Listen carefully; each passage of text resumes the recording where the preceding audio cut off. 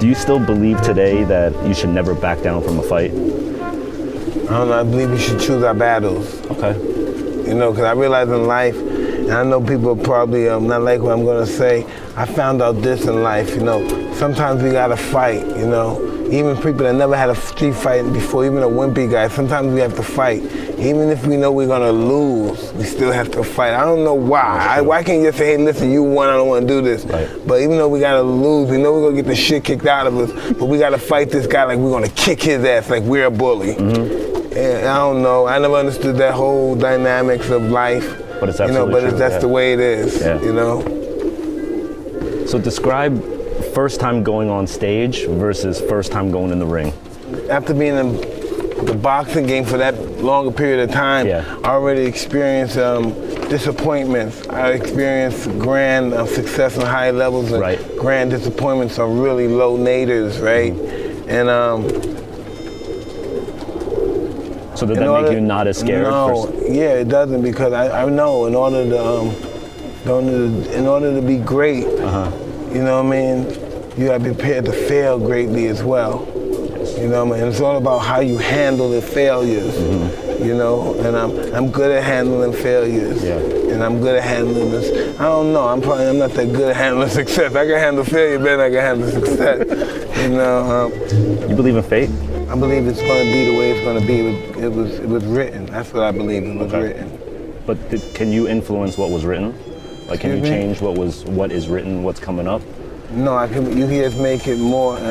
It can be adversity. It can be more difficult. But once you're conscious of the situation, it becomes more like to how you perceive yourself. You know what I mean? In certain circumstances. You know, like for instance, if I thought that I could be Mike Tyson, tough, strong black kid from Brownsville, Brooklyn, I can go and beat these experienced fighters that's been national and world champions since they were kids and stuff in the amateurs, and I can just go out here with my little 25 or 30 amateur fights and compete with these guys and become great in the heavyweight professional ranks too. No. I had to look at myself greater than I actually was and believe that I was greater than I actually was. He's somewhat of a cantankerous warlord, a giant, bigger than any gladiator could ever imagine. I could take on Achilles or Alexander the Great. Being that person, I'm invincible. But being Mike Tyson, tough guy from Brooklyn, no, I'm just a black guy that's gonna get beat eventually.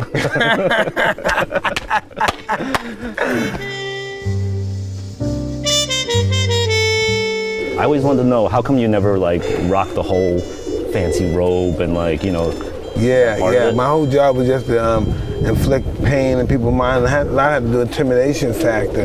That's the biggest aspect of anything in life is intimidation. Because once a person who's a great anything is intimidated, he can no longer perform under the high level that he's normally accustomed to working because he's intimidated and he's shut down. And listen, I'm the master of that. I put it out, I was going to be the most intimidating athlete in the history of the world of sports. Forget boxing, the history of the world of sports. You know? And you have to be willing. Boxing and sports and everything in life is all about a bluff. It's almost like playing cards in life. I say more so than I say shooting dice. You know, because you could change dice and stuff, but they can't. They're hard. They can't mold. You know what I mean? You just gotta, if you're just shooting, you shoot. Cards could bend. Cards could bend like life. Us in life, we can bend. And even though we got a bad hand, that don't mean we're gonna lose the fucking game.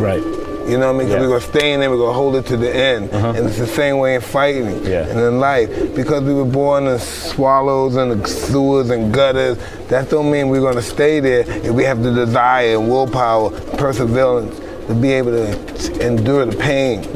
We got to endure that pain. You know, look at me, everybody likes me now. I'm the last man standing. Everybody likes the last man.